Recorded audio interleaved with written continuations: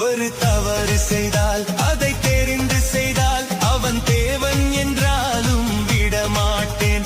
ஒரு தவறு செய்தால் அதை தெரிந்து செய்தால் அவன் தேவன் என்றாலும் விடமாட்டேன்.